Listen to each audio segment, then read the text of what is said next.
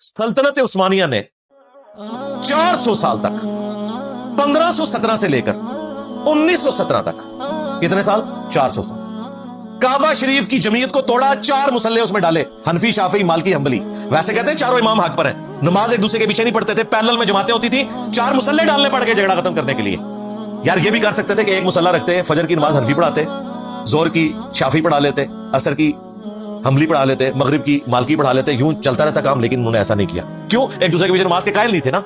ये झूठ बोलते हैं कि चारों अहले सुन्नत के आइम्मा हैं। और ये याद रखिएगा, हम इमामों को कुछ नहीं कह रहे। जिस तरह क्रिश्चियंस ने जीसस क्राइस्ट के नाम के ऊपर शिर्क खड़ा किया, जीसस क्राइस्ट वजीहन फिद दुनिया वल आखिरह व मिनल मुकर्रबीन है। इसी तरीके से इमाम अबू हनीफा अल मुतवफ़ा 150 हिजरी, इमाम मालिक अल मुतवफ़ा 179 हिजरी, इमाम शाफी अल मुतवफ़ा 204 हिजरी, इमाम अहमद बिन हंबल अल मुतवफ़ा 241 हिजरी। इन्होंने कहीं नहीं फरमाया कि हमारे नामों के ऊपर मुसल्ले डालो और फिरके खड़े कर दो, वरना सल्तनत अब्बासिया ने तो हनफियत कबूल कर ली थी ना। काजी अबू यूसुफ ने वो ओहदा कबूल करके तलवार के जोर के ऊपर हनफियत फैला दी थी ना। उस वक्त 4 मुसल्ले नहीं डाले गए, हनफियों के पास ही मुसल्ला था। उन्होंने ये काम नहीं किया, बाकियों को डंडे के जोर पे कहा कि इसी के पीछे नमाज पढ़ो। सल्तनत उस्मानिया जब आई तो उन्होंने कहा कि यार आप इख्तिलाफ खत्म करो, इतने अरसे से ये कुत्तों की तरह लड़ रहे हैं आपस में। हाँ, कुत्तों की तरह, क्योंकि उलमाए सू को कुत्ता कहा गया कुरान में, तो ये एक दूसरे को उलमाए सू ही समझते हैं। तो इनका झगड़ा खत्म करो, चारों को अपनी अपनी हड्डी डाल दो। हाँ, लो सामो, ताकि ये आपस में ना लड़े। पाकिस्तान बनने से पहले हाज उमरे की जितनी किताबें हैं ना, इवन बारे शरीयत आज तक प्रिंट हो रही है, या आला हज़रत के खलीफा मुफ्ती अमजद अली ने लिखी थी। उन्होंने भी हाज वाले चैप्टर में 4 मुसल्लों का नक्शा शो किया हुआ है और बताया कि जब आप नमाज पढ़ने जाए तो हनफी इमाम के पीछे नमाज पढ़नी है, मुसल्ले देख लो सामो। हमारे पास कलर तस्वीरें भी हैं उस जमाने की, 1925 की। मुसल्ले तो इन्होंने उठा लिए थे 1925 में, लेकिन उनकी जो बिल्डिंग्स थी ना वो 1955 में तोसी के नाम पे उन्होंने तोड़ी है। पहले बिल्डिंग नहीं तोड़ी थी, इनको उन्होंने हड्डी दे के रखी कि हो सकता है कि मुसल्ले वापस ही आ जाए। फौरन तोड़ देते तो एक मुसीबत खड़ी हो जाती। जिस तरह उन्होंने बाकी मजार तो फौरन गिरा दिए, लेकिन गुंबद खजरा नहीं हटाया, इसलिए कि उस वक्त इस तरह का कोई रिएक्शन सामने आ सकता था। गुंबद खजरा भी 7वीं सदी हिजरी में रखा है। अयूबी डायनेस्टी का जो बादशाह था, ममलूक सल्तनत का, अल मलिकुल मंसूर कलावून, उसने रखा है।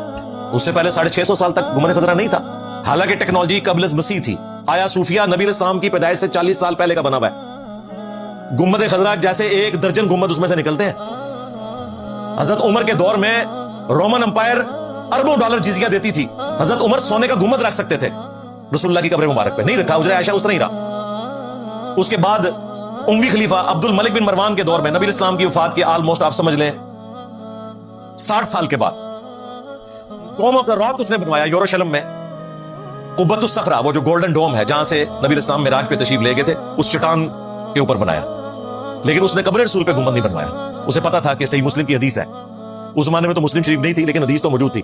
मैं तुम्हें मना करता हूं कब्रों को पक्का करने से, इन पर इमारत बनाने से और इन पर बैठने से। 650 साल तक मुसलमान बचे रहे और फिर 678 हिजरी में जाके ये बिदत की। एक सुन्नी बादशाह ने, मलिकुल मंसूर कलावून सुन्नी था। बाद लोगों ने कहा कि ये शिया था, और मैंने भी एक लेक्चर में बयान कर दिया था, भाई ये सुन्नी था, अयूबी डायनेस्टी का था, ममलूक एम्परर था ये। और उसी सदी में दूसरी बिदत शुरू की अल मलिकुल मुजफ्फर ने, वो भी अयूबी डायनेस्टी का ममलूक एम्परर था। 630 हिजरी में उसने ये 12 रबीउल अव्वल वाला जो एक मामला है, ये मिलाद का काम शुरू किया और फिर इसको गोद ले लिया सल्तनत उस्मानिया ने। उन्होंने 12 रबीउल अव्वल की छुट्टी भी डिक्लेयर कर दी बाद में, और यूं ये सारे का सारा सिलसिला चला।